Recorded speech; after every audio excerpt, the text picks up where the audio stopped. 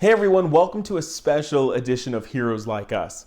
If you're new to this series, basically Heroes Like Us is a series where we look at identities and then we look at comic book characters that have that identity. There's about 40 of them up so far.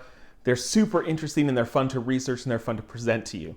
I was able to go to a convention last weekend called Comic-Con Revolution. There was a panel about representation in comic books and it pairs up perfectly with what we're trying to do here.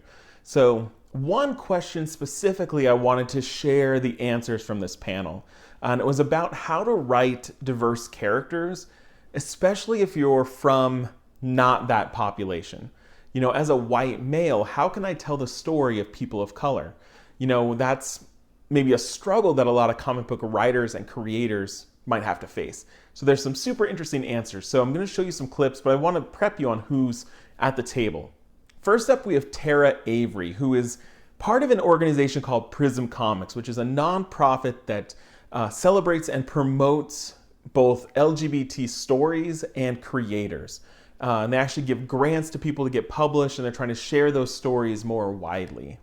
We also have Sebastian Kadlecik, who is the creator of a story called Quince, which is about a 15-year-old Mexican girl who gets powers on her 15th birthday, and she only has them for a year. So what do you do and how do you make a difference? Thirdly, we have Scott Lobdell, who is one of the creators of Generation X. He wrote the arc where North Star comes out as gay, and then he also introduced a character called Bunker, who is a gay hero in the Teen Titans. So he's written a lot of stories that have been both received positively and negatively, but it's undoubtable that he has quite a resume in the comic book world. So when asked how to write diverse characters, here are some of their responses. Well, if you're not queer, you're not POC, and you want to include POC or queer characters, the thing you ought to do is maybe talk to some POC and queer people and actually, find out what, how they feel and what maybe they feel would be good representation in the story. It really is telling when somebody who's never met a gay person or doesn't know any Asian people and they write a character that's Asian or gay or whatever and it's all wrong. It's all based on what they saw on TV. One thing to think about that's I think is important is that it's because there's so few characters. Whenever a character manifests, there's a lot of pressure on that character to be everything for a particular group. And what I've discovered is you're better off just writing the character and not trying to write a character that represents everything.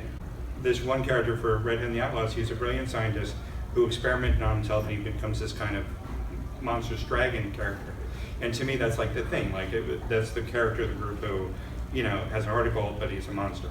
And then I got all these tweets saying, Lobdell is racist because he can only, when he does a black character and he has to be a monster. That's the only way he can write black characters, by turning them into monsters. I'm like, okay, well that's, I've invented so many black characters and, they've been heroes, they've been villains, some characters become monsters.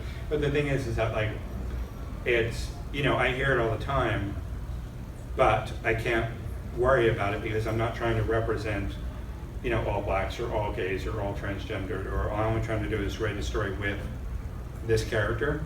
And I would say the same thing to you is, don't try to, don't feel you have to try to represent them because everybody at this table has a different experience from everybody in the audience. And so for me, since Quince is so much about a young girl and the quinceañera is traditionally about transition from girl to woman, I reached out to a very talented female writer, and what she brought to it, I've been a fan of hers for a really long time. I knew she was amazing, and she brought this. She hadn't really done superhero comics either, which I think may have helped as well. Same with the artist. So you'll see in there that it's just it's not what you would normally expect, and everybody's bodies are different. Everybody's her reactions are very, what is this? It's all very natural, and Lupe is definitely not so strong and awesome at the beginning. She's kind of bumbling and doesn't really know how to do it. So that's another maybe specific example, but I think that it's it's finding the nuance in people, in any character. I think it's finding the nuance. I think that's such an awesome question.